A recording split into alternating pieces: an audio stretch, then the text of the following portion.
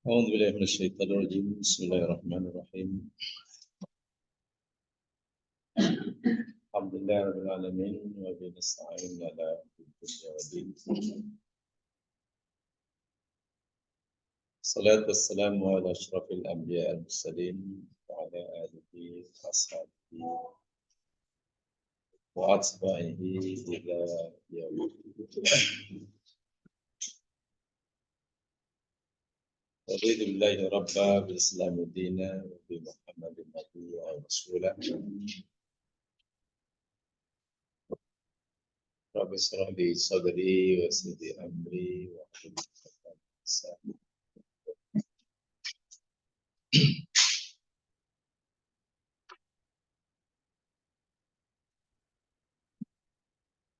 Insyaallah kita akan teruskan seri kajian kita akhir surah Luqman berkaitan dengan 5 perkara gaib yang Allah sahaja maha mengetahuinya, walaupun telah kita pelajari bahwa perkara yang gaib bukan hanya 5 sahaja dan bukan hanya 5 ini sahaja yang Allah ketahui, tapi kena faham bahawa ayat ini ada sababun nuzulnya, ada sebab turunnya yang telah kita pelajari bersama. 1, 2, 3, 4 telah kita pelajari sama. Jadi hari ini kita akan kaji kegaiban yang kelima. Perkara gaib yang kelima yang disebutkan dalam surah Luqman ayat 34.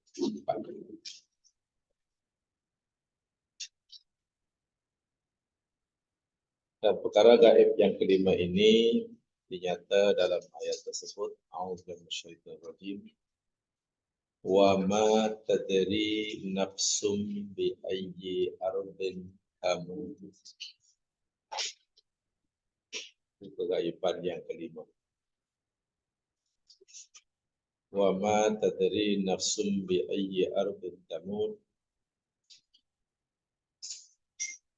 Wa ma dan tidaklah tadri mengetahui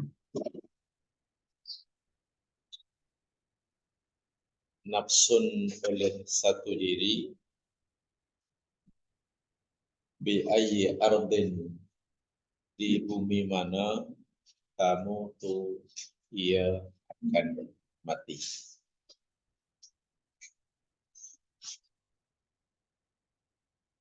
Dan tidaklah satu diri itu mengetahui di bumi mana dia akan mati.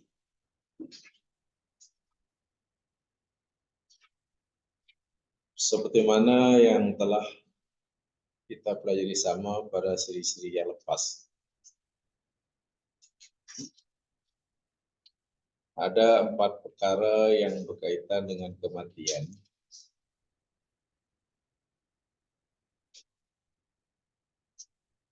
Dua daripadanya kita tidak ada hak untuk campur tangan.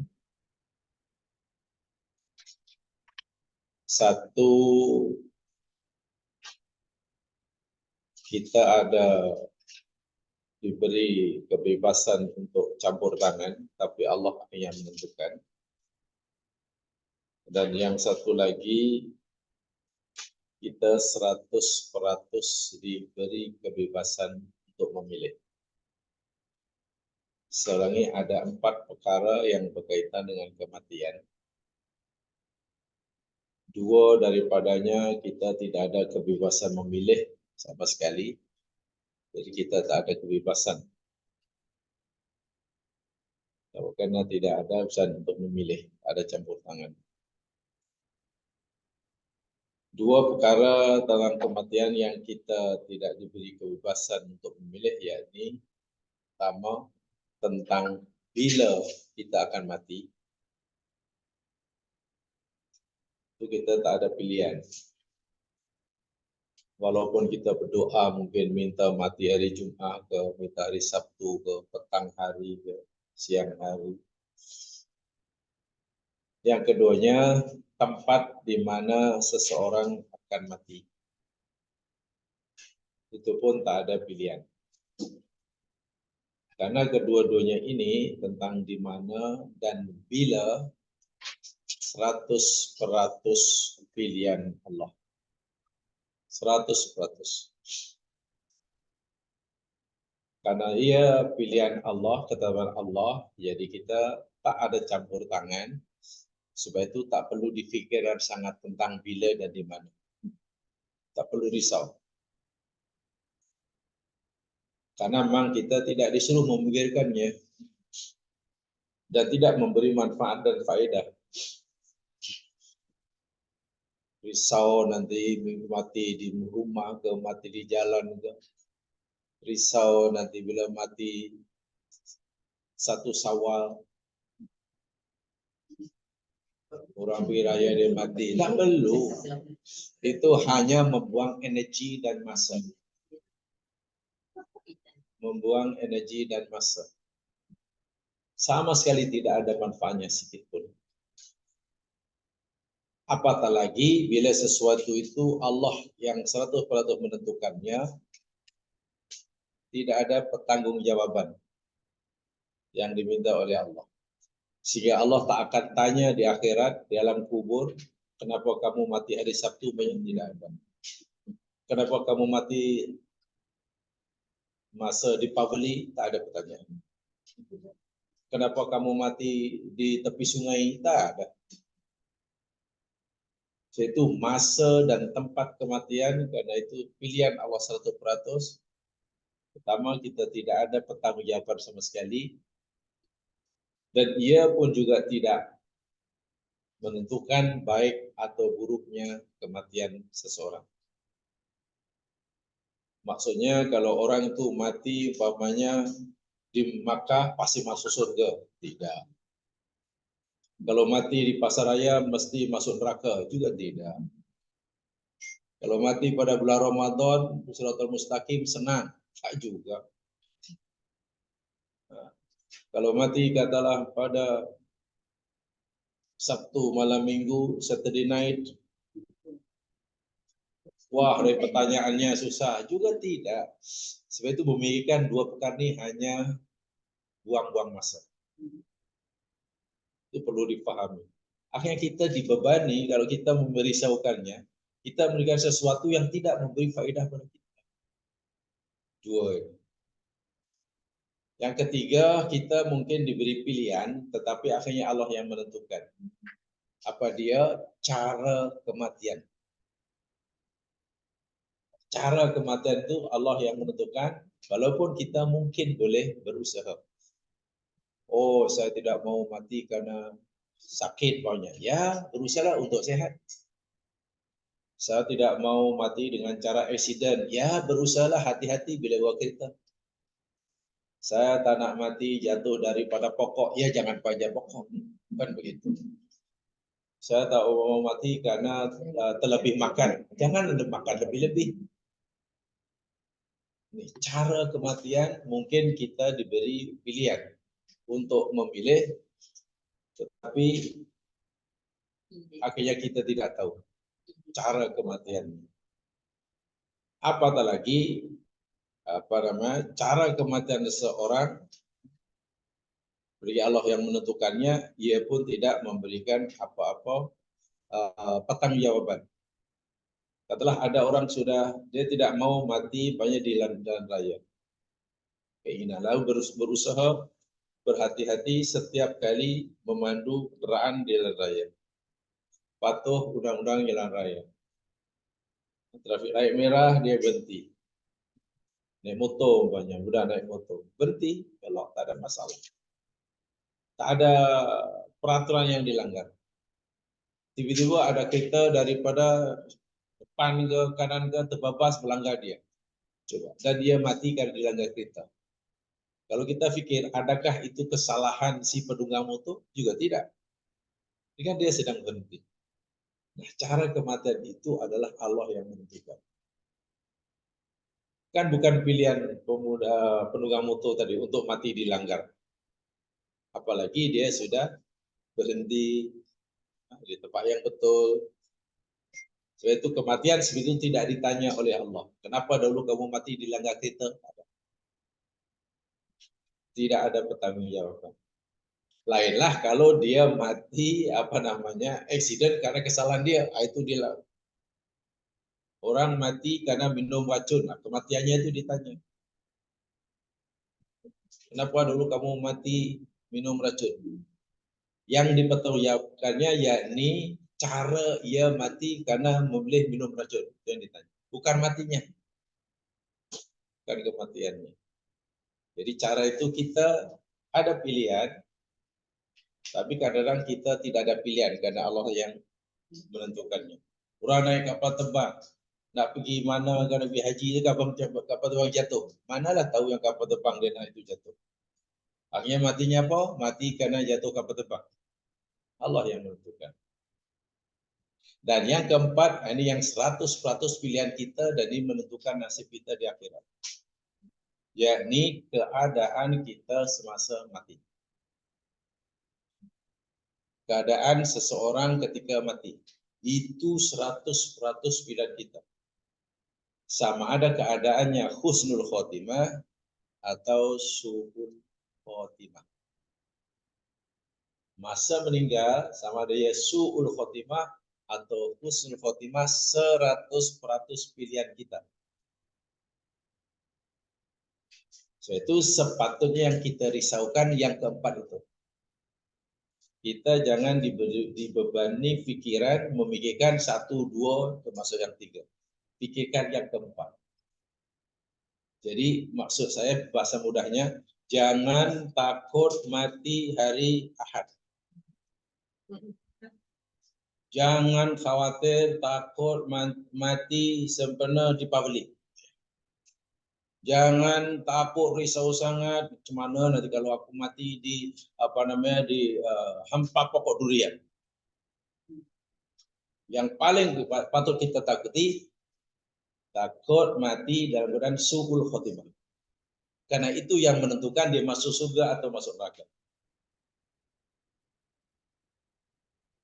Jika seseorang itu katalah matinya malam Jumat sekalipun, hari Jumat.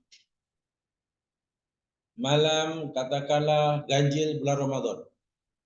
Bagus tuh, waktunya bagus. Tempatnya di Multazam. Wih, lagi bagus lagi. Tempatnya di Multazam. Harinya bagus, tempatnya bagus, bulan Ramadan pula. Cara kematiannya mungkin sedang jatuh ke apa ke, pingsan ke apa ke. Atau dilanggar orang jatuh, dipijak orang tawaf ke umpamanya. Di keliling Ka'bah. Masanya cantik, tempatnya cantik. Cara kematiannya pun taklah mengerikan sangat. Tapi ketika orang mati tadi katakanlah sedang syirik pada Allah. Karena sedang sapu-sapu dinding Hijri Ismail. Dengan tualanya, dengan keyakinan nanti bila tuala yang digunakan untuk mengusap-usap Hijri Ismail bawa balik nanti jadi ubat. Dia kan sedang syirik. Matinya sedang syirik. Bayangkan. Walaupun matinya bulan Ramadan di Multazam malam Jumat su'ul khotimah. Jadi tempat kematian yang mulia, masa matinya yang mulia, tidak sedikit pun memberi manfaat. Begitu maksudnya. Sebaliknya katalah ada orang matinya di mana? Oh, matinya di tempat yang tidak baik. Yang tidak baik. Katalah dulu yang terkenal di Kuala Lumpur dulu lah, sekarang dah cantik. Lorong Haji Taib dulu, sekarang dah cantik. Tempat matinya di lorong Haji Taib kata. Sebut lorong Haji Taib tak baik. Keduanya matinya pula Sabtu malam Ahad. Baik. Atau mungkin malam Christmas. Cara matinya pula ditetak orang dari belakang tengkuknya. Kan ngeri. Dahlah tempatnya tak baik. Harinya pun mungkin ya kata orang tak baik. Malam dipabeli apa. Cara matinya pun ditetak orang pun juga tidak baik. Tapi keadaan orang tadi ketika mati rupa-rupanya di situ yakni sedang melakukan operasi pencegah maksiat, menyertai pasukan pencegah maksiat, Dewan Penaria dan juga polis. Kan niat keluar dari nak mencegah maksiat. Dalam usaha ia nak mencegah maksiat, tiba-tiba ajal menjemputnya.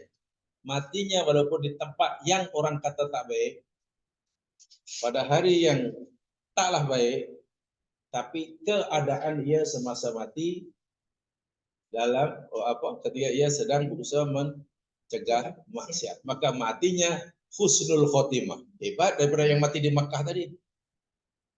Sebab itu jangan terlalu khawatir tentang di mana, tentang bila, keadaan semasa mati. Karena semasa mati,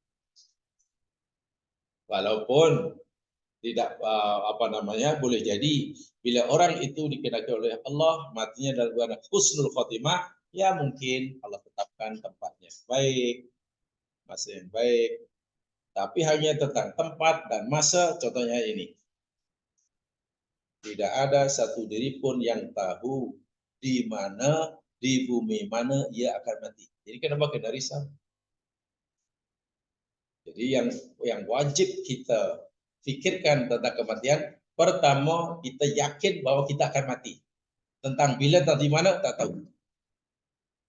Yang keduanya, berusaha mati dalam keadaan husnul khotimah. Dua itu saja. Yang lain tak perlu. Susah tahu loh kalau mati mati kat negara Skandinavia kan nak bawa balik susah. Apa pula fikir yang benar macam itu. Jika melancong ke kutub utara mati di sana, kan susah. Nanti saya tunjukkan ayatnya. Kalau Allah sudah tetapkan orang itu mati di sini, katalah tempat ini, pasti mati akan di situ. Walaupun sepanjang hayat orang itu tak pernah pergi tempat itu. Sehingga tidak tahu. Ini ayatnya, jamaah lihat jawab firman Allah Subhanahu wa taala di dalam surah Ali Imran ayat 154. Ini bukti bahwa tempat kematian seseorang telah ditetap oleh Allah dan tidak ada sesiapa pun yang mengetahuinya. Bahkan kita tidak mampu mengusahakannya. Ali Imran 154.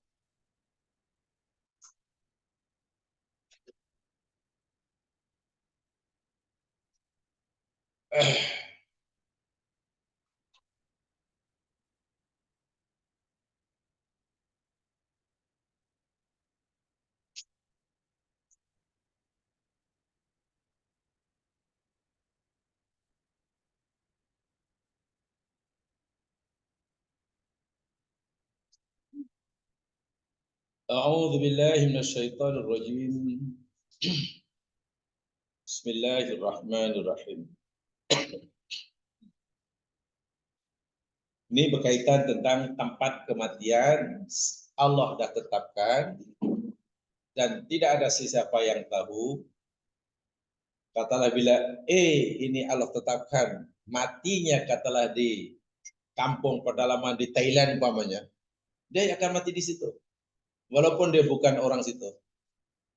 Walaupun sepanjang hayat tak pernah pergi Thailand, bila tiba masa untuk mati pasti pergi ke tempat yang Allah telah. Inilah yang perlu kita yakini. Dan itu kita tak boleh mengelak. Ini dalilnya.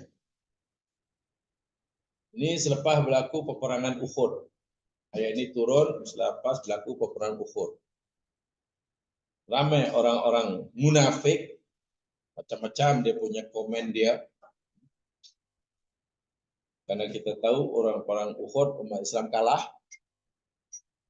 Tsumma anzala 'alaikum min ba'dil ghammi amanatan. Kemudian Allah telah turunkan ke atas kamu wahai orang mukmin selepas kesusahan kesusahan di sini maksudnya kalah dalam peperangan Uhud. Sedih sekali. Orang Islam sedih sekali karena kalah perang Uhud, apatah lagi 70 sahabat tewas, syahid. Jadi bila orang sedih seperti itu, biasanya susah nak tidur.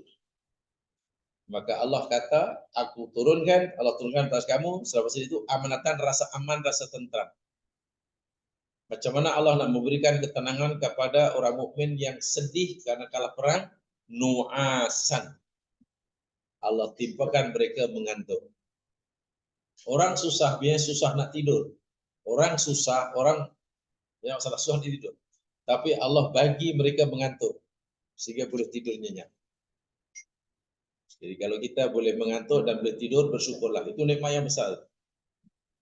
Ya, orang banyak hutang pun kalau tidur dah lupa dah. Ya, selesai masalah kalau tidur. Jadi rasa-rasa kalau masalah belum selesai, tidur balik.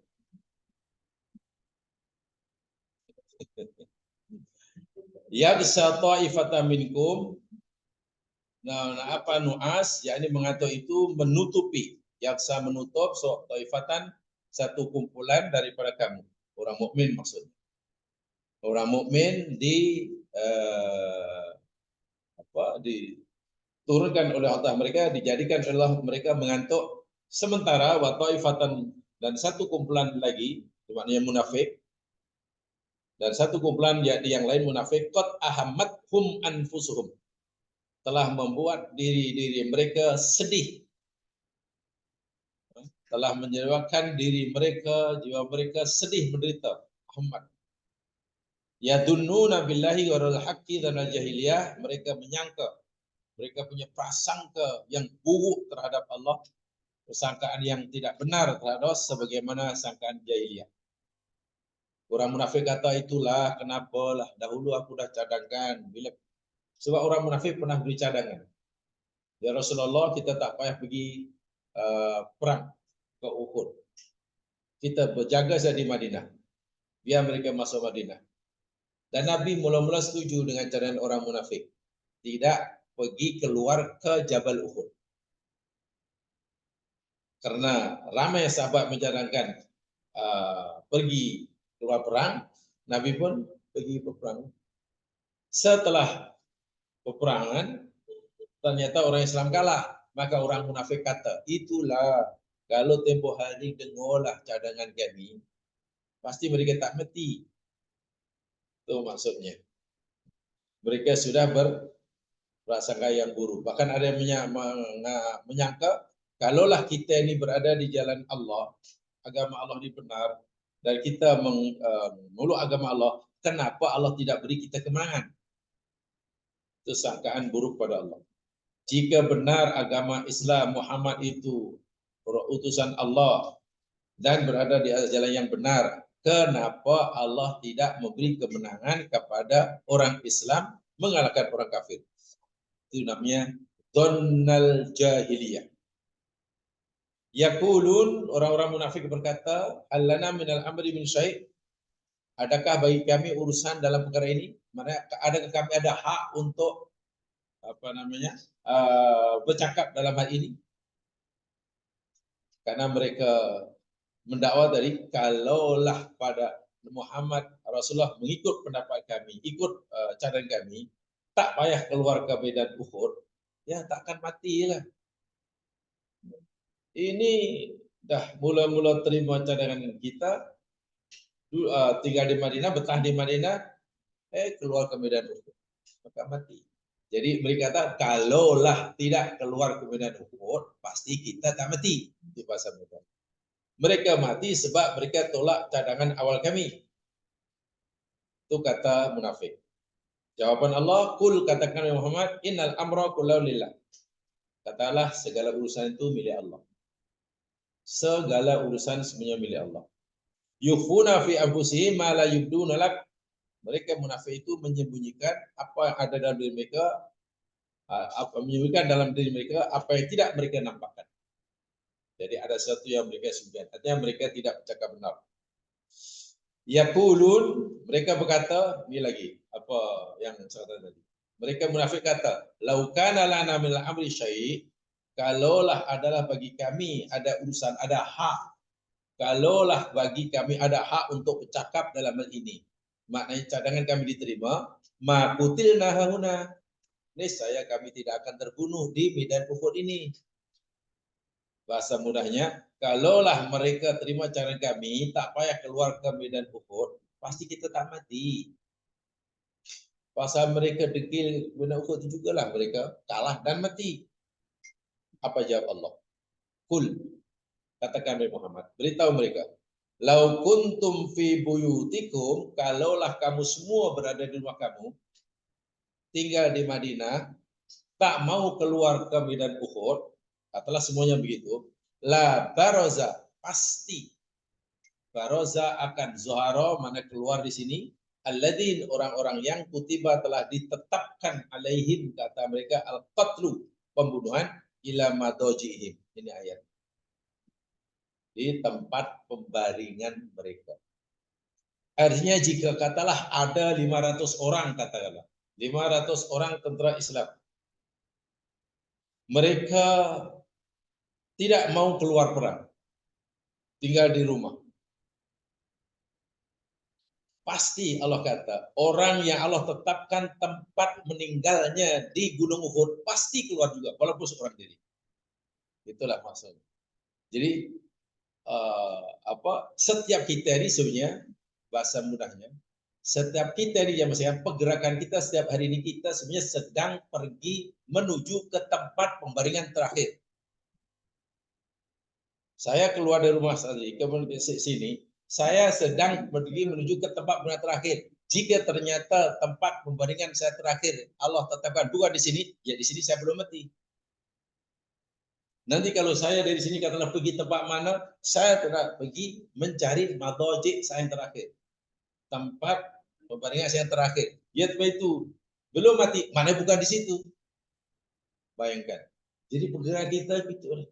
So itu jangan sampai salah niat setiap kali kita bergerak. Sebab kalau kita salah niat, apa akan jadi? Jika ternyata kita pergi suatu tempat, rupanya kita sedang mendatangi tempat pembaringan terakhir. Itu luar biasa. Dan kita tidak tahu di mana madojek kita. Allah kata, kalau semua tak nak pergi perang, pasti orang yang Allah tetapkan tempat kematiannya di Jabal Uhud, pasti akan pergi sana juga. Dan ini banyak berlaku seperti itu. Dahulu saya ada jamaah, adiknya, ini orang Malaysia, dia ahli perniagaan, dan namanya ahli perniagaan, ya selalu dan suka traveling ke sana kemari lah. Lebih banyak ke Eropa, Euro sana. Ya, partnernya ada di sana. Dan sepanjang hayatnya, dia tidak pernah pergi ke Indonesia. Ya pernah, tapi melancong saja karena tidak ada partner niaganya di Indonesia. Semasa orang ini pergi haji, jumpalah orang Indonesia di sana, budak-budak rupanya di perniagaan juga. Orang Medan. Orang ini asalnya orang Malaysia, dari utara, orang Perlis kalau tidak salah. Ya, hanya tukar-tukar, akhirnya jam-jam, dan ingin menjalin perniagaan di Indonesia. Bukalah company di Indonesia, di Medan tepat. Setuju, ya, daripada cari rezeki jauh-jauh ke Eropa, kenapa tak? Saya balik, kemudian telepon kawan di Indonesia itu, okelah, inginlah. Tengok dulu, buat kajian dahulu, pergi Medan, dah sepakati harinya, pergi ke Medan. Itulah kali pertama pergi Medan. Wah, negara Eropa sudah hampir khatam. Bahkan kalau dikira negara yang belum dilawati, boleh dikira dengan jari. Bukan negara yang dilawati boleh dikira dengan jari, yang belum dilawati boleh dikira. Itu maknanya sudah hebat. Pergi ke Medan, waktu petang sama Medan lepas asar. Lepas asar terus rasa tak sehat. Kalau tak sehat pergi klinik, biasa gini biasa. Ringkas cerita, meninggal di situ. Kali pertama pergi ke Medan, meninggal di sana. Coba kalau dipikir, kenapa nak mati terpaksa pergi terbang ke Medan? Akhirnya terpaksa bawa. Karena Allah telah tetapkan orang itu tempat matinya di situ. Ini namanya matoji. Mau tak mau pasti orang itu pun nanti suatu saat ada alasan untuk berada di tempat itu. Bukan niatnya untuk apa? Untuk berniaga, untuk jalin perdagangan orang perdagangan Indonesia. Tapi rupanya bukan itu yang kesampaian, bukan niat dan berniaga yang kesampaian, bincang pun belum, rupanya Medan hanya untuk mati. Inilah yang Allah ingatkan dalam ayat ini. Jadi pergerakan kita setiap hari jemaah sekalian, sebenarnya kita sedang pergi ke tempat pembaringan terakhir. Hanya kita tak tahu di mana nanti. Kita jalan supermarket, boleh jadi di situ nanti matojeknya. Tapi bila pergi supermarket katalah belum juga mati, ya mana bukan di situ. Pergi lagi ke rumah kawan, mungkin di rumah kawan. Pergi mungkin di situ. Itu setiap kali kita meninggalkan setempat, ingat akan ayat ini. Coba kalau ingat ayat ini, ya pasti kita akan tidak punya niat yang tak baik. Niat mesti lillahi ta'ala. Ini yang dimaksudkan. Tidak ada sesiapa pun yang tahu di bumi mana ia akan mati. Ngeri, sangat mengerikan. Ya tadi saya contohkan diri saya sendirilah. Sebab kalau contoh orang lain nanti kan tak sedap. Diri sendiri. Saya keluar dari rumah kemari, saya sebenarnya saya tidak tahu. Yang pasti menurut ini saya sedang menuju ke tempat pembaringan terakhir. Jika di tempat ini saya belum mati, maknanya tempat yang Allah tetapkan bukan di sini. Nanti di mana? Dan suatu hari pasti akan sampai di situ. Saya juga tidak tahu di mana. Dan itu pasti. Karena itu pasti saya tidak perlu risau. Macam mana kita risau sedang kita tak tahu? Yang patut kita fikirkan pasti, benda itu pasti, bila dan di mananya yang saya diberi pilihan oleh Allah, yakni cara atau apa? Keadaan kita mati. Keadaan ketika kita mati sama ada su'ul khotimah atau baik. Dan ini pernah berlaku pada zaman Nabi Sulaiman alaihissalam, teman sekalian. Ini saya bacakan satu kisahnya. Kisah pada zaman Nabi Sulaiman.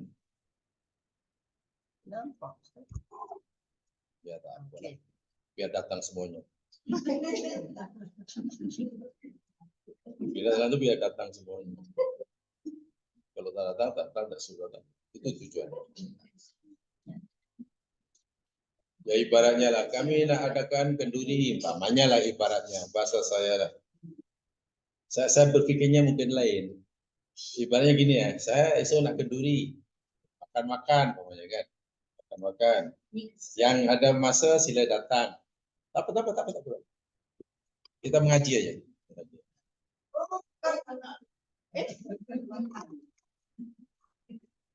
Oke.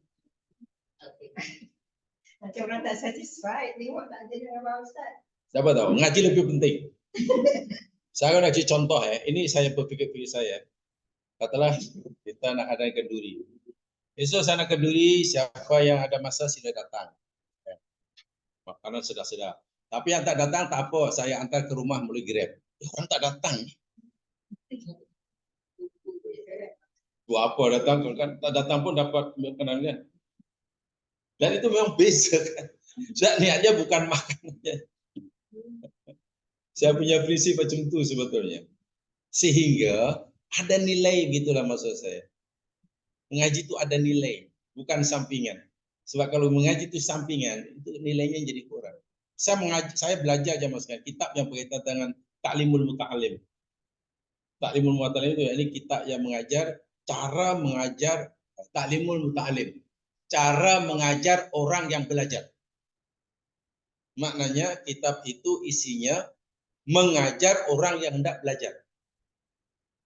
Itu tinggi sekali itu. Mengajar orang yang hendak belajar. Bukan mengajar orang belajar. Cara belajar itu pun ada pelajarannya.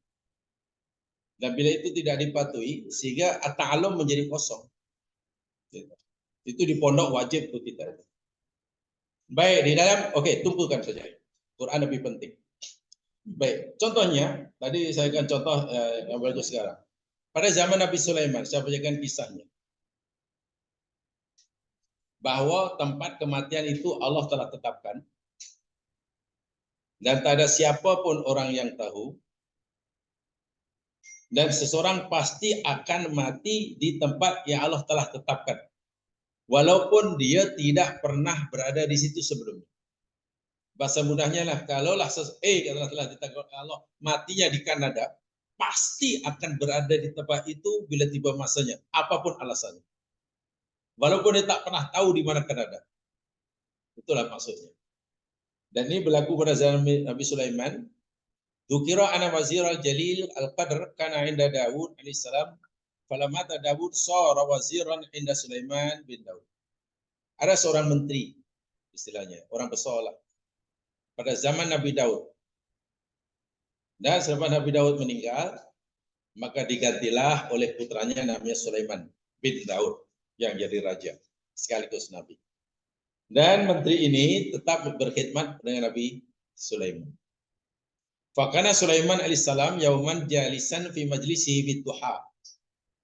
Pada suatu hari ketika Nabi Sulaiman mengadakan satu majlis waktu duha.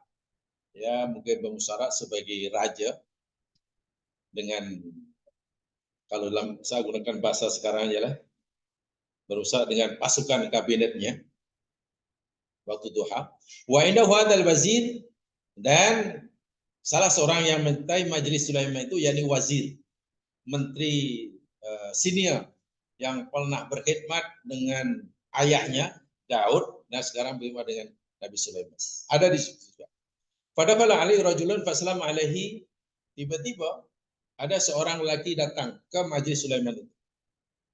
Tiba-tiba datang ke majelis Sulaiman itu. Fasallama alaihi, lalu lelaki ini memberi salam pada Sulaiman. Waja'ala hadzal rajul yuhadithu Sulaiman, dan mendekat dengan Nabi Sulaiman, lalu berkata-kata dan bercakap-cakap, berboraklah dengan Nabi Sulaiman. Wa yuhiddan nazar ila hadzal wazir, di tengah-tengah sementara ia berborak bercakap dengan Nabi Sulaiman, pandangan orang ini, tetamu yang tak diundang ini, begitu tajam melihat wazir, melihat menteri sini itu, tertenung gitu. Fafazi al-wazir, akhirnya si wazir menteri sini ini ketakutan. Ini ada orang datang tak dijemput, pandang aku semacam, takut ini menteri. Wah, menteri sini ini. Dan tak ada siapa yang kenal. Falamma kharaja ar-rajulu qamal wazir wa sala Sulaiman, dan selepas si tetamu yang tak diundang ini pergi, karena mungkin sudah ya selesai urusannya, berdirilah menteri sinia ini dan bertanya kepada Nabi Sulaiman, ya Nabi Allah, man hadzal rajul alladhi kharaja min indi. Wahai Sulaiman, Nabiullah, siapa tadi tetamu yang tak dijemput tadi, yang baru saja keluar tadi. Tadi berborak-borak dan sekarang sudah keluar, itu siapa dia? Qad wallahi afzani man darah. Demi Allah, wahai Sulaiman, ia telah membuat aku, pandangannya kepada aku telah membuat aku ketakutan. Pasal dahlah aku tak kenal dia. Kemudian ia memandang pun semacam. Jadi aku jadi takut. Faqala Sulaiman, lalu Sulaiman berkata, hadza malakul maut yatasawwaru bi suratir rajulin wa yadkhulu alayya. Oh, tadi orang yang baru datang tadi yang sekarang begitu, itulah malakul maut. Itu malakul maut yang menjelma menjadi manusia. So, malaikat ini bila menjelma menjadi manusia, boleh dilihat. Boleh lihat bila ia menjelma menjadi bentuk manusia. Fawazi al-wazir wabaka, lalu si menteri sinia ini menangis dan hampir pingsan. Karena dia saja yang dipandang oleh malakul maut. Tak tahu apa tujuannya. Wa qala ya Nabi Allah, karena ketakutan si menteri ini lalu meminta jasa baik Nabi Sulaiman, Ya Nabi Allah, as'aluka billah anta murarih fatahmilini ila madi makanilahin. Wahai Nabiullah, aku mohon sangatlah padamu agar engkau memerintahkan menyuruh angin untuk membawa aku, menerbangkan aku ke tempat yang jauh dari tempat ini. Yang dipilih yakni India. Tolong terbangkan aku ke India. Karena ketakutan. Mana tahu nanti Malakul Maut datang lagi ke sini. Jauh. Mohon Sulaiman agar Sulaiman memerintahkan angin yang di kendaraannya untuk membawanya ke tempat yang ada makanin, tempat yang paling jauh yang ada di negeri India. Maknanya bukanlah di New Delhi tentunya, di pedalaman. Fa'amara Sulaiman arifah malatuhu lalu Sulaiman pun penuhi permintaannya, diarahkan angin untuk menerbangkan orang ini ke tempat yang dia mau. Falamma kana minal ghad, maka tatkala pagi hari esoknya, datang esok harinya, dakhala malakul maut alaihi Sulaiman yusallimu alaihi, malakul maut datang semula menjumpai Sulaiman dan memberi salam kepada Sulaiman kama yafkana yaf'al, sebagaimana tempoh hari ia lakukan. Faqala lahu Sulaiman, lalu Sulaiman bertanya, qad afza'ta sahibi bil amsi. Wahai saudaraku, ya Nabi Sulaiman biasa, para nabi biasa ya misalnya ya berborak dengan malaikat itu biasa. Walaupun dengan malakul maut itu biasa. Nabi berbuat dengan Jibril itu biasa. Maklum makamnya sudah Rasul. Kita jangan berborak dengan hal. Itu kaitannya dengan makom. Semakin tinggi makamnya, kan malaikat itu makamnya sangat tinggi. Makhluk yang suci. Sehingga Nabi makamnya sangat tinggi, sehingga bahkan lebih tinggi malaikat. Sehingga berborak itu biasa, berjumpa itu biasa. Walaupun berbeza penciptaannya. Malaikat daripada nur, Nabi daripada tanah, tapi bila makamnya sudah sama, ya tak ada masalah. Tak ada masalah. Sehingga makom Nabi, makom sahabat, makom kekasih Allah, tentu tak samalah dengan makom-makom kita. Kita jangankan dengan malaikat, dengan tuyul pun takut kita ini. Wah, tuyul itu rendah, disitulah baru kita tahu sebenarnya iman kita ini di mana sebenarnya. Position kita ini sebenarnya di mana sebagai orang mukmin. Jangankan banyak malaikat, dengan tuyul pun takut. Dan ini menunjukkan yang kita ini sebenarnya iman makom kita sangat rendah. Faqala Sulaiman kata, engkau benar-benarlah semalam kau telah membuat menteri sinergi ini ketakutan. Kenapa kamu lakukan itu? Falimada kunta tuhidna dhalli? Kenapa kau pandang semacam dengan kepada menteri sinergi? Faqala malakul maut, malaikat maut menjawab dengan ikhlas, ya Nabi Allah, inni dakhaltu alaika fid duha. Ingat tak, semalam aku datang menemui engkau waktu duha. Wa qad amarani Allahu an aqbita ruhahu ba'da zuhri fil hindi. Allah telah perintahkan aku, kata malakul maut, untuk mencabut menteri seniormu itu waktu zuhur di India. Aku dapat surat daripada Allah, bahasa mudahnya. Surat aku dah peganglah, surat izin untuk mencabut menterimu itu di India waktu zuhur. Dan ini sudah tuh hampir habis. Dan tidak mungkin malaikat akan mencabut nyawa orang itu di Sulaiman. Karena Allah telah tetapkan masanya dan tempatnya di India. Jadi dia bingung. Malaikat itu agak bingung sedikit. Cemam.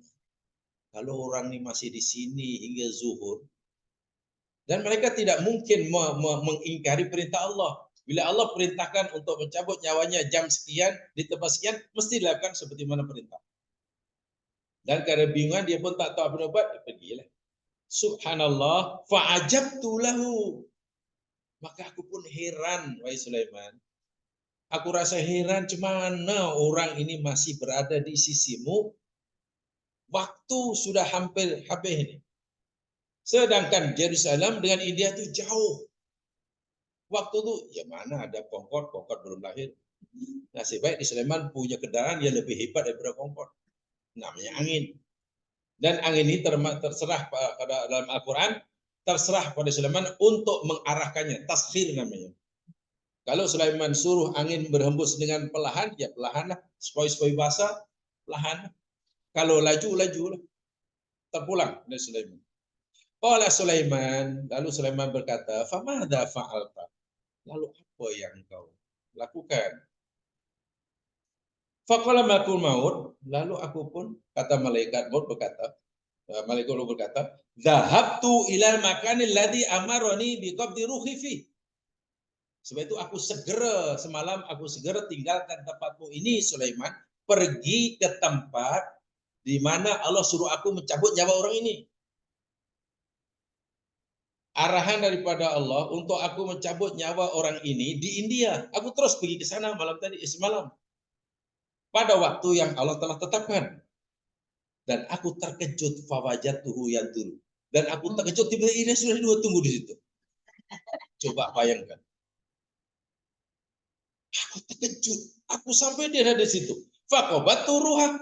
Senanglah aku ambil. Maknanya aku memenuhi perintah Allah sesuai dengan arahannya. Aku cabut nyawa orang di sini, masanya di sini. Sekarang, apakah itu usaha malakul maut membawa orang tadi ke India? Kan tidak. Kan itu usaha orang itu. Kan itu Allah yang menggerakkannya. Orang itu tak tahu, tak pernah pun pergi India. Inilah yang dimaksudkan seseorang tidak tahu di mana dia akan mati. Ini bermakna pergerakan kita setiap hari, saya ulangi lagi sekali, kita sedang mencari-cari tempat pemberian terakhir. Dan itu mesti kita bersedia. Mesti bersedia. Orang yang bersedia untuk mati di mana saja, itu adalah orang yang bagus. Bukan malah tidak bersedia. Orang yang bersedia untuk mati, untuk meninggal, belum tentu akan mati. Hanya telah bersedia. Ibarat bersedia payung sebelum hujan, bukan mana bila kita bayar payung pasti hujan. Kan? Orang yang bersedia untuk mati di mana saja, bila mana saja, itu adalah sikap yang paling bagus. Walaupun orang yang dah bersedia belum tentu akan mati. Yang rugi itu orang yang tak pernah bersedia untuk mati. Yang dia pikir masih lama, rupanya pergerakan terakhirlah dari suatu tempat ke tempat yang itulah rupanya dia sedang menuju madojiknya. Dan itu waliyadzubillah. Dalam keadaan yang sama sekali tidak ada kesedihan. Tidak ada kesedihan sama sekali. Dan inilah yang saya tadi, perkara ini kita tidak diberi hak oleh Allah untuk campur tangan sedikit pun. Sikit pun tidak ada. 100% ditetap oleh Allah. Sehingga Allah menyatakan, wa matadri nafsun bi ayyi ardin tamut. Sama kisah Nabi Sulaiman ini dengan apa yang Allah firmankan dalam surah Ali Imran 154 tadi. Sama betul. Jika sekiranya kamu semua tidak mau berperang keluar ke medan Uhud, tak apa. Pasti orang yang aku tetapkan matinya di gunung Uhud pasti keluar juga walaupun seorang diri. Itu ila madojihim la barazal ladzina kutiba alaihimul qatlu ila madojihim. Yang ini kita tidak boleh pilih. Sama sekali tidak boleh. Suatu dulu masa belajar pernah jugalah ada pelajar bertanya, santri tepatnya, masa itu di pondok. Saya hanya mendengar saja. Kata santri ini, saya ingat pertanyaannya, Pak Kiai, tapi kalau pernah mencontohkan, kenapa kadang-kadang orang ngajak kita berdoa pada Allah, ada yang mengajak agar kita mohon pada Allah agar Allah matikan kita di Makkah, agar matikan kita malam Jumat, agar ya Pak Kiai ini nampaknya tegas jawabannya. Itu sebenarnya doa yang tidak perlu katanya. Ya, macam mana perlu karena benda itu sudah tetap oleh Allah. Yalah tapi kan mohon apa salahnya katanya. Tapi apa salahnya mohon umpamanya. Maksudnya bukan apa salahnya mohon. Mohon sesuatu yang Allah sudah tetapkan kan tidak ada maknanya. Kalau kita yang pohon itu selain yang berbeza dengan Allah yang apa yang Allah tetapkan. Itu justru malah membuat orang merisaukan benda yang tidak perlu dirisaukan. Tadi yang saya katakan ya, merisaukan tentang tempat, tentang di mana, itu semua tidak bermanfaat apa-apa. Karena nasib seseorang di akhirat, senang atau susah, surga atau neraka, bukan ditentukan oleh tempat atau masa meninggalnya. Mungkin karena mati di Makkah masuk surga, tidak juga. Kalau mati hanya di sungai masuk neraka juga tidak. Tetapi ditekan oleh keadaan orang itu semasa meninggal. Su'ul khotimah atau husnul khotimah. Paham ya? Jadi ini apa namanya? Wa ma nafsun bi ayyi ardin tamu. Kisah tadi jamaah sekalian saya jelaskan kedudukannya ya apa namanya statusnya. Hadil kisah dzakara Ibnu Abi Syaibah. Kisah tadi diceritakan oleh Ibnu Abi Syaibah dalam kitabnya Al-Musannif. Dikisahkan oleh Imam At-Ta'labi dalam tafsirnya. Diceritakan juga oleh Imam Ahmad dalam kitabnya Az-Zuhdu. Oleh Ibnu Battah dalam kitabnya Al-Ibanah. Oleh Al-Isbahani dalam kitabnya Azamah. Oleh Ibnu Hibatullah dalam Tarikh Dimashq atau Damsyik. Dan juga oleh Abu Nuaim dalam kitabnya Hilyatul Auliya. Jadi banyak ulama-ulama yang mengutip kisah tadi. Kisah tadi. Ibnu Syaibah, Ta'labi, Ahmad, Ibnu Battah, Isbahani, Ibnu Hibbah, dan Abu Nuaim. Wal fal qissatu ghairu mansubah ila Rasulullah SAW. Tapi kisah itu tadi pengutip-utip kisah ini tidak ada seorang pun yang menisbahkan kisah ini pada Rasulullah karena memang tidak daripada Rasulullah. Tidak daripada Rasulullah. Sebab itu dia tidak kata qala Rasulullah karena tidak boleh menisbahkan kisah yang bukan daripada Nabi dinisbahkan kepada Nabi. Wala'allaha boleh jadi karena tidak ada seorang pun penyampai kisah ini. Contoh Ibnu Syaibah dalam musonifnya, Ta'labi dalam tafsirnya, Ahmad bin Hanbal dalam Zuhdu, kitabnya Zuhud, Ibnu Battah dalam Ibanah, Isbahani dalam Azamah, Ibnu Hibatullah dalam Tarikh Ad-Dimsyaqi, dan Abu Nuaim dalam Hilyah. Tidak ada seorang pun menisbahkan kepada Rasulullah. Wala'allah boleh jadi kisah itu yakni minal Israiliyat. Kisah yang bersumber daripada kisah-kisah Israiliyat. Sebab itu tidak ada seorang pun yang berani menisbahkan kepada Nabi. Kemudian bagaimana kalau karena ini Israiliyah, Nabi memberitahu kita, bila kamu dapat kisah daripada Israiliyah, la tusaddiquhum wa la tukadzibuhum. Itu kaidahnya. Bila kamu mendapatkan kisah daripada Israiliyah, jangan kamu membenarkan 100%, tapi juga jangan kamu mendustakan 100%. Gitu lah. Artinya menolak 100% pun tidak boleh, menerima 100% pun tidak boleh. Sehingga kita perlu ada semacam filter. Kita perlu semacam kita kajian sendiri. Jika kisah itu bertepatan dengan dalil-dalil syarak, bolehlah diterima. Contoh kisah ini mesej dia kan sama. Mesej dia yakni bahwa orang tidak tahu di mana di bumi mana ia akan mati. Maka sesuai dengan sabda Nabi dengan firman Allah SWT. Dan kisah seperti itu yakni harus hukumnya. Tidak jadi masalah, ya. Tidak jadi masalah. Di dalam hadis At-Tirmizi, dalam Sunan Tirmizi, hadisnya sahih.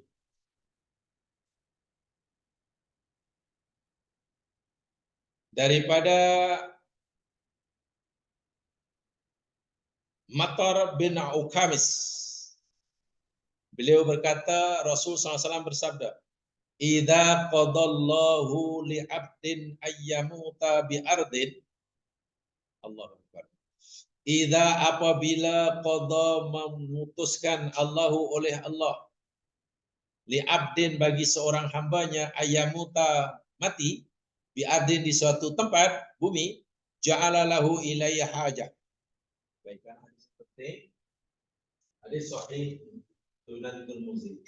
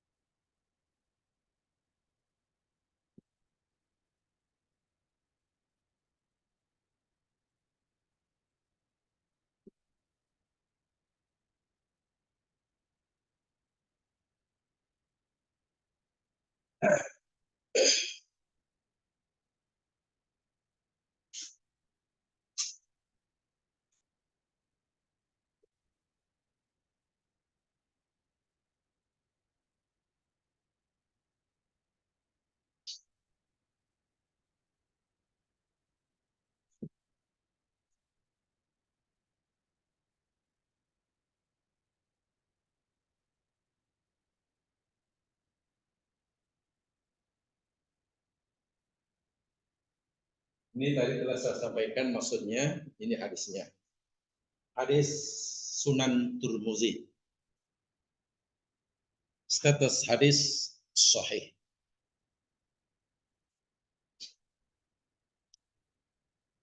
Hadisnya berbunyi Rasul Shallallahu Alaihi Wasallam bersabda, "Idza qadallahu bi'abdin an yamuta bi ardin ja'ala lahu ilaiha hajatan." Idza apabila qada telah menetapkan, telah memutuskan Allah li'abdin bagi seorang hambanya an yamuta kematian untuk dia mati bi ardin di suatu tempat di muka bumi. Bila Allah telah tetapkan bagi hambanya untuk mati di suatu tempat di muka bumi, katalah Allah tetapkan sejak zaman azali, katakanlah. Ya, lagi-lagi contohnya diri sendirilah supaya tidak ada yang takut. Jadi satu. Allah datangkan tempat kematian saya, katalah di kampung pedalaman di katalah apa namanya Suriname.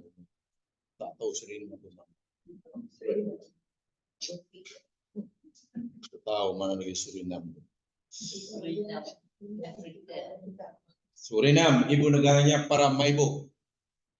Di dekat Brazil, sepadan dengan Brazil, Latin Amerika. Katakanlah, sebab di sana ada 40% keturunan Jawa. Ya, karena orang Jawa itu dipaksa oleh Belanda, dihantar sana untuk ditipu, katanya untuk dapat kerja, rupanya dipaksa untuk di sana. Bekas jajahan Belanda. Di samping negro banyak orang negro-negro yang jadi pemain bola dari Suriname. Pemain bola pasti kenal, Ruth Gullit kenal, itu orang Suriname masa. Bahkan salah seorang keturunan Jawanya pernah jadi Perdana Menteri. Menteri Pelancongannya apa namanya lupa. Katalah Allah letakkan katalah kematian saya di kampung pedalaman di negara Suriname. Saya hanya tengok petanya, tak pernah pergi katalah. Katalah Allah letakkannya. Dah keputusan Allah itu, qada itu dah Allah letakkanlah bagi saya. Ja'ala apa yang Allah jadikan. Ja'ala pasti Allah menjadikan. Lahu bagi saya yang telah dikatakan itu. Ilaiha untuk pergi ke Suriname itu hajatan keperluan. Pasti Allah jadikan dari saya keperluan untuk pergi itu apapun alasannya. Caranya macam mana? Saya mesti berada di tempat itu pada masa itu untuk saya mati. Coba mana nih? Itulah kematian. Tidak mungkin seseorang tidak berada di tempat atau pada masa yang Allah tetapkan kematiannya. Walaupun tempat itu tidak pernah dikenalinya sepanjang hayatnya. Jadi Allah pasti akan buatkan bagi saya macam-macam alasan, perhiasan untuk membolehkan saya mesti berada di tempat itu. Ya contoh yang mudah itu tadi lah. Kawan saya tadi yang pergi bidan hanya untuk mati itu. Tujuannya untuk meniaga, masih nak mengapa peniagaannya. Belum pun bermusyawarah, belum berjumpa, malah mati. Karena Allah dah tetapkan di situ. Allah tetapkan kematiannya, masanya di situ. Sebab itu, walaupun sebelumnya tidak punya alasan untuk pergi Medan, maka Allah bagi dia alasan untuk di sana. Apa alasannya? Nak pergi niaga. Semenjak bila? Semenjak jumpa dengan orang itu di Makkah. Coba. Itu semua kan Allah yang mengaturnya. Bukan karena nak melancong, tidak. Karena nak jumpa kawannya yang baru dikenalnya masa gaji pada tahun itu juga. Masya Allah. Jadi ini hadis Nabi ini. Dan kita tidak tahu. Sebab itu saya katakan tadi, yang pertama, kemana saja kita pergi bergerak sekarang ini, kita sedang menuju madojik kita, itu saja. Hanya bila kita belum meninggal di tempat itu pada masa itu, maknanya bukan di situlah qada Allah buat kita. Mungkin di tempat lain, yang pasti di sana. Hanya Allah tak beritahu di mana. Kalau Allah dah beritahu kita tempat dan masanya, ya mungkin kita akan di situ lah. Mungkin, karena dah tahu kan. Kematian awak Allah tekan, yakni di apa namanya California, ya mungkin tak akan pergi California. Kematian awak telah dikandung Allah, yakni di OU, pasti akan pergi OU, tak berani. Sebab itu tadi kata tentang masa, tentang tempat, jangan terlalu dipikirkan. Sia-sia karena itu bukan urusan kita. Jadi saya tadi kawan dari pondok itu tanya, kalau itu kenapa orang mengajak kita minta mati Sri Maka, minta kalau boleh hari Jumaat ke Ramadan? Kata Pak Kiai itu sia-sia katanya. Saya ingat jawabannya itu sia-sia. Ya waktu saya tak begitu paham karena saya hanya mengikuti saja, bukan belajar di situ. Apa maksudnya? Rupanya ini maksud. Jadi maksud beliau sia-sia itu maknanya jangan terlalu minta benda yang tak memberi apa manfaat. Mintalah agar Allah senantiasa membantu kita agar bila tiba masanya keadaan kita mati dalam keadaan husnul khotimah. Itu yang mustahab. Yang itu tak dirisaukan, yang juga tentang tempatnya. Wih, saya cukup takut kalau mati di jalan raya. Saya cukup takut kalau mati di hempaplah buah durian. Ya jangan punya dusun durian. Inilah, jadi kalau cara berpikir kita tidak dipandu oleh Al-Quran, akhirnya kita terlalu takut pada benda yang Allah tak suruh kita takut. Sebenarnya kita lebih khawatir terhadap benda kita tidak khawatir pada benda yang Allah tak suruh kita khawatir. Sementara terhadap benda yang wajib kita takut, kita malah takut. Dan itu kita termasuk al-mughtar, atau orang yang terperdaya, tertipu oleh diri sendiri. Dan itu bahayanya. Bahaya bila orang tertipu oleh diri sendiri karena salah memahami ayat-ayat Al-Quran. Ini penting sekali nih. Tengok.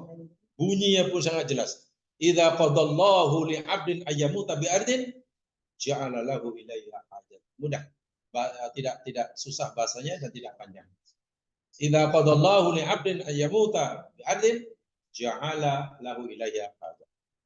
Apabila Allah telah memutuskan, menghendaki, menetapkan bagi seorang hamba untuk mati di suatu tempat di muka bumi, pasti Allah jadikan baginya hajat, keperluan untuk pergi ke tempat itu.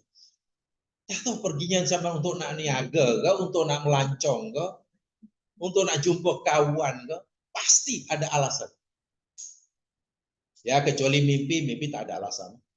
Oh semalam saya baru balik daripada Hollywood, itu kan mimpi, itu tak bukan alasan, itu bukan hajat.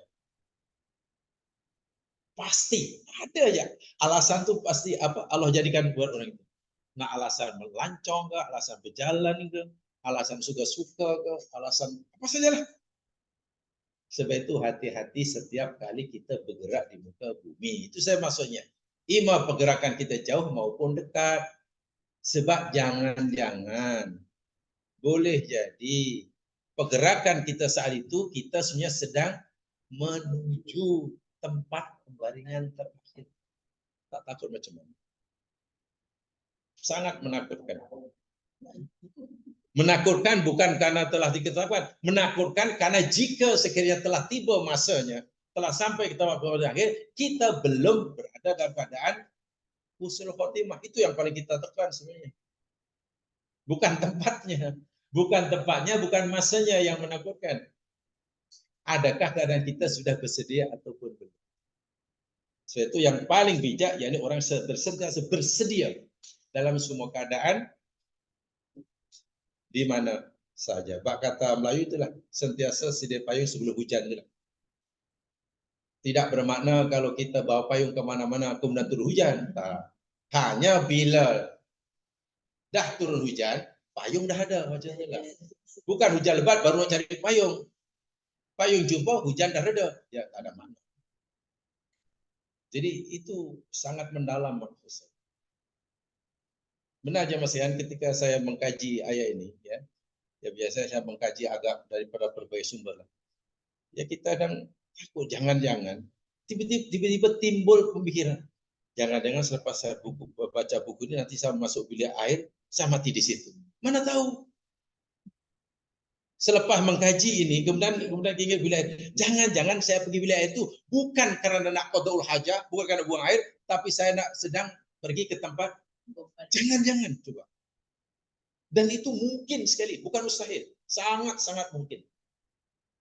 Pasti tidak. Mustahil tidak, tapi mungkin.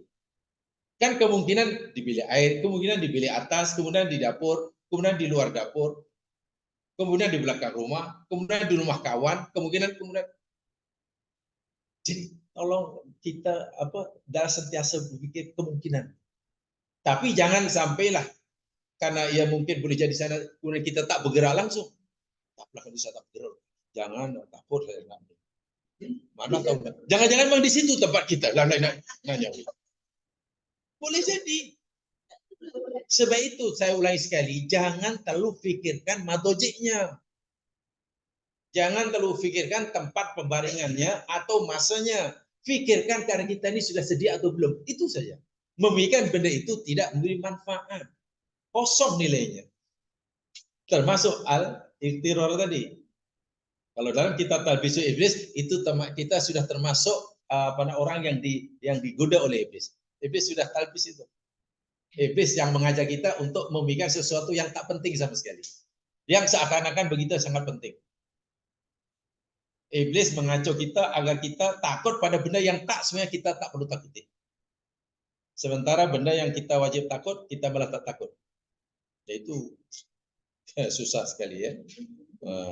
Susah sekali. Di dalam syarahnya, ini kitab Turmuzi ya, Sunan Turmuzi. Sunan Turmuzi ini ada syarahnya, seperti mana Sahih Muslim ada syarahnya, syarah Muslim, Imam Nawawi. Sahih Bukhari ada syarahnya, Fathul Bari baunya atau Ibnu Battal. Sunan Turmuzi pun ada syarahnya. Nama kitab syarahan Sunan Turmuzi namanya Tuhfatul Ahwazi. Tuhfatul Ahwazi.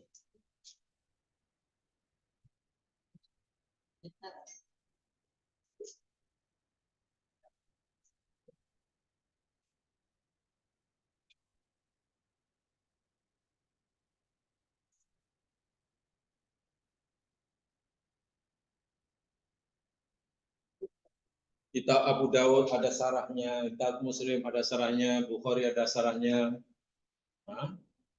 Tirmizi ada syarahnya. Nama kitab syarahnya ini Tuhfatul Ahwazi. Syarahnya berbunyi begini. Lahu ilayah hajatan, tuh, ja'ala lahu ilayah hajatu maksudnya ai fayatiha, maksudnya orang itu akan pergi ke tempat yang Allah Taala tetapkan itu, wa yamutu fiha, dan dia akan mati di situ, isyaratan ila qouli ta'ala, dan ini memberikan isyarat, ini adalah isyarat yang dimaksudkan oleh Allah, wa ma tadri nafsun bi ayyi ardin tamut. Jadi maksud ja'alallahu ilayah hajatan dalam kitab Tuhfatul Ahwazi, yakni pasti orang itu akan pergi ke tempat itu. Yang Allah tetapkan itulah. Dan pasti orang itu akan mati di tempat itu juga. Sesuai dengan apa yang Allah isyaratkan dalam firman-Nya, wa ma tadri nafsun bi ayyi ardin tamut. Allahu Akbar. Jadi tak ada siapa yang tahu. Tak ada siapa yang tahu kematian di mana, bilanya. Hanya itulah yang sekiranya kita Tak tahulah dulu kita mengkaji ini betul atau tak betul, saya kadang-kadang fikir mungkin ada yang tak betulnya, tapi tak boleh menyalahkan gurunya. Dia Al-Quran ini jamaah sekalian, sebetulnya tentang bila kematian, bila mati seseorang, dan bila kelahiran seorang itu, termasuk perkara yang Allah telah tetapkan. Dipanggil ajalun musamma. Ajalun musamma itu mana tempoh masa yang telah ditetapkan. Kematian seseorang, Allah dah tetapkan masanya. Bila? Kelahiran pun Allah telah tetapkan masanya. Bila? Dan tidak ada istilah cepat atau lambat. Peliknya kebanyakan orang mukmin dia hanya meyakini ajal yang tetapkan tak boleh cepat lambat itu hanya kematian. Kelahiran tidak masalahnya. Itu sampai sekarang masih bingung saya memahami. Bukan bingung memahami ayat Qur'annya, memahami pemahaman orang. Sehingga ramai orang kalau kematian saya yakin 100%, kalau mati memang tak boleh cepat, tak boleh lambat. Tapi kalau kelahiran lain. Dokter kata cepat seminggu. Dokter lambat. Itu yang saya sekarang tak paham. Atau mungkin hanya karena macam mana ya? Wah itu menyalahi Al-Quran tuh. Awak dah lahir, anak awak sudah lahir. Iya kau, iya cepat seminggu lah sebab kalau ikut dokter sebenarnya minggu depan. Yang adiknya itu lambat seminggu pula. Sepatutnya minggu lepas. Ya dokter kata, macam dokter tuh tahu itu masalahnya tuh yang tetap. Quran kata kelahiran itu ajalun musamma, sama dengan mati. Atau ini karena mungkin kita ini merasa tahu apa yang sudah kita tak tahu, hanya andaian. Itu maksudnya. Masalahnya kita merasa tahu hanya andaian, lalu kita kata itu pasti. Nah itu maksudnya. Karena kita kata itu pasti, bila ia tidak berlaku, sebenarnya kita pastikan, kita kata lambat. Tapi yang kematian tak ada orang kata begitu. Dia mati cepat seminggu lah, sepatutnya. Betul, mulai saya belajar sampai sekarang, bukan bingung ayatnya ya, bingung pemahaman ramai orang mukmin.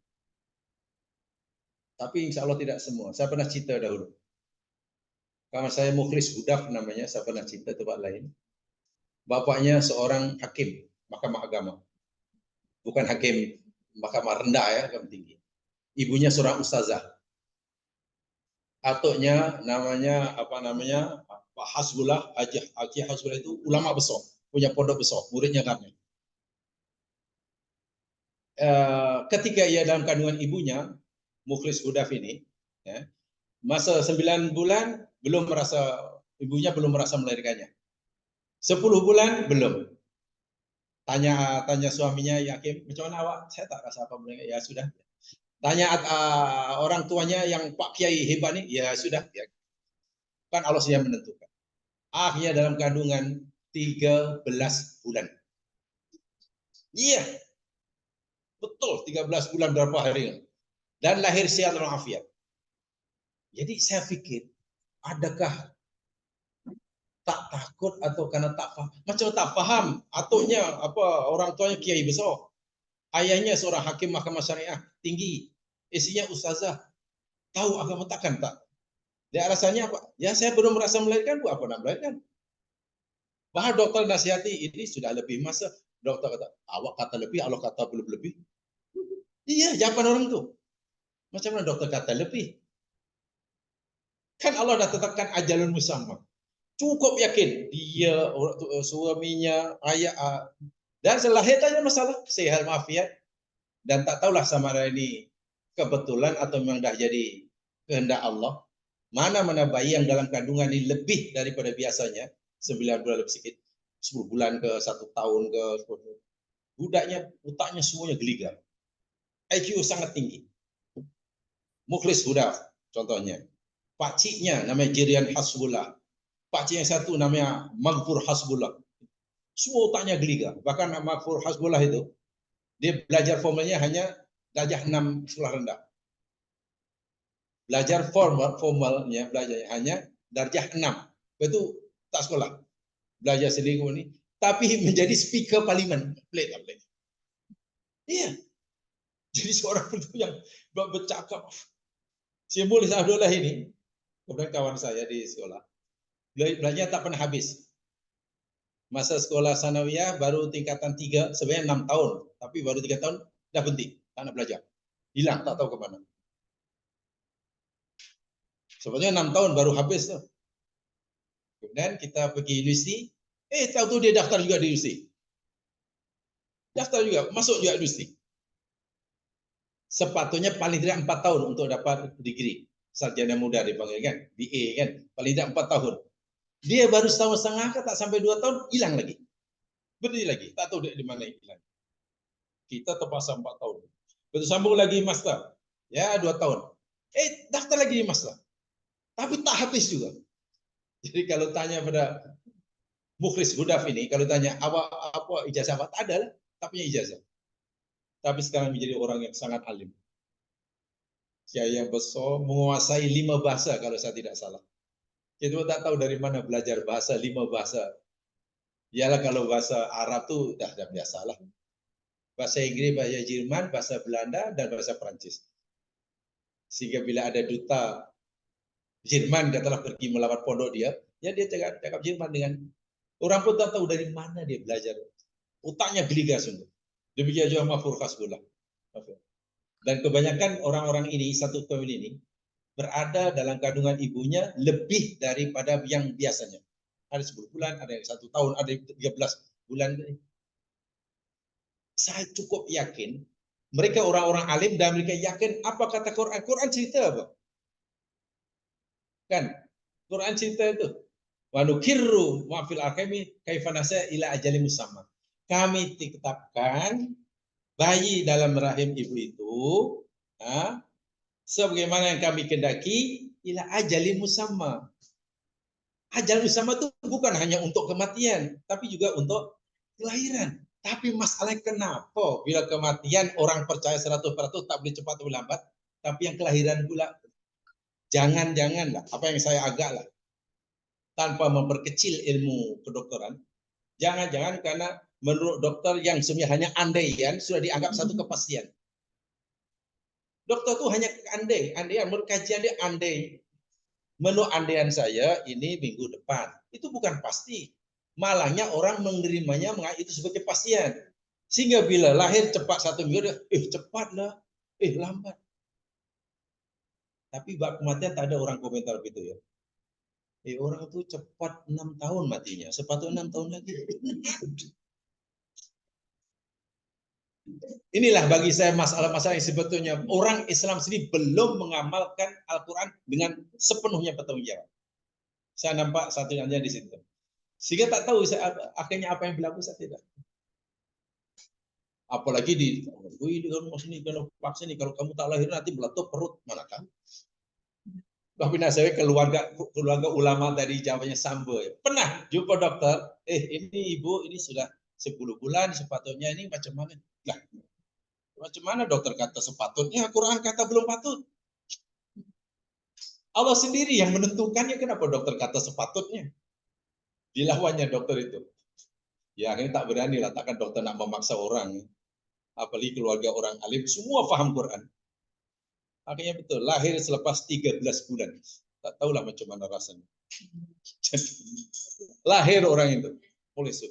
Jadi kita ini selalu berandai-andai, meneka-neka, yang sebenarnya hanya sifatnya tekaan, tapi kita anggap sebagai kepastian. Itu silap. Nah ya, itu jemaah sekalian yang kita pelajari tadi.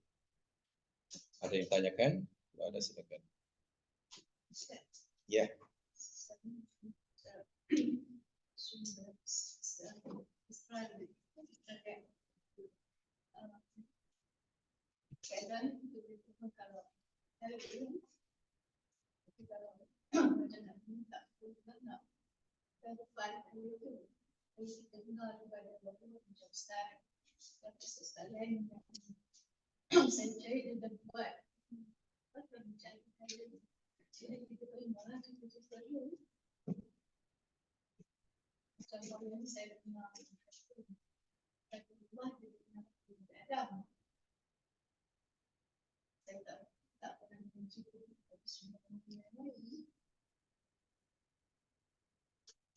Dawaul jahli al-ilmu. Orang Arab kata. Penawar atau obat kejahilan itu adalah ilmu. Itu satu yang perlu kita pegangi. Ya. Obat atau penawar kejahilan itu adalah ilmu. Maknanya kalau kita ingin selamat, ingin tepat pegangan kita, ya kena ada ilmu lah. Kalau kita ada ilmu dan ilmu kita hanya bersifat kila wakola, depa kata, memang susah lah. Itu satu. Bila Nabi kata, apabila kamu mendapatkan kisah Israiliyah, jangan la tusaddiquhum wa la tukadzibuhum. Jangan kamu benarkan mereka 100%, tapi juga jangan kamu dustakan mereka 100%. Maknanya kena ada tapisan gitulah. Mana-mana yang datang dari Israiliyah itu yang menepati atau yang tidak bercanggah dengan agama Islam, sama ada bersama di Quran atau hadis, kita terima. Tetapi kalau yang mereka sampaikan itu bercanggah, kita tolak. Contoh jemaah sekalian. Saya nak tanya jemaah sekalian. Siapa nama anak Adam yang berbunuh sama sendiri itu? Qabil Habil.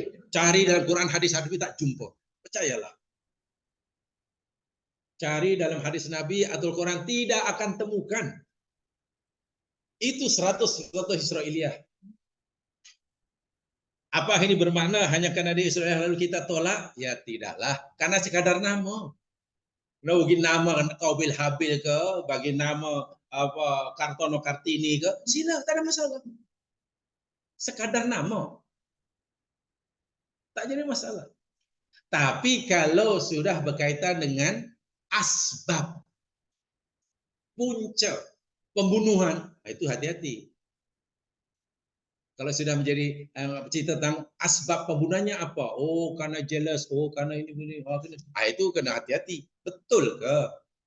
Karena itu bercanggah dengan Quran. Sebab kalau ikut Al-Quran, punca pembunuhannya yakni, okelah katakanlah si Qabil, kan, iri dengki kepada Habil karena korban Habil diterima. Korban dia ditolak. Itu puncanya menurut Al-Quran surah Al-Maidah ayat 27. Kan? Tapi kisah Israel mengatakan puncanya yakni iri karena nak dipasangkan dengan yang tak cantik. Bahasa mudahnya kalau ikut versi Israelia, punca pembunuhan itu karena masalah perempuan, rebutan makwo. Kan bahaya tuh. Kalau ikut Israelia, rebutan makwo. Kalau ikut Al-Quran, kerana dengki ibadahnya yang diterima. Di sini hati-hati. Ini kena tolak yang itu. Adapun sekadar nama, sila. Ada masalah. Itulah maksudnya. Nah, untuk tahu itu mesti ada ilmu. Itulah. Tapi biasanya orang akan menerima atau tidak. Kadang-kadang minta maaf ya, tidak semuanya.